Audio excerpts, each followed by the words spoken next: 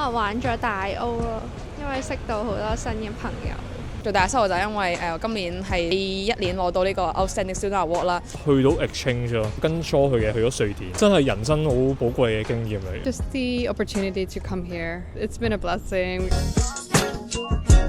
我的導師，因為他在我申請的過程中給我很多幫助。個個都係我識到嗰班 friend 咯，即係大家都肯一齊共同進退啊，係幾難得咯。讀書上遇到好多人幫助，學識咗好多嘢真係。My mom, I think, and my dad as well, of course. My parents, because they do support me. When coming here, really, I'm grateful for them. 26年啊，希望因為下年畢業。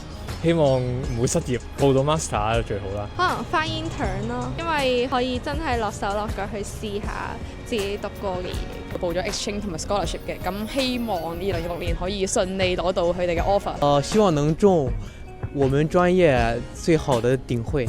我會期待可能我自己或者我身邊嘅人，或者可能我身處緊嘅呢個環境可以變得更加好咯，係啦，因為可能大家都會平時面對好多唔同嘅壓力或者情緒，咁我都希望大家可以喺26年會揾到自己一個即係心靈可以擺到嘅一個地方咯。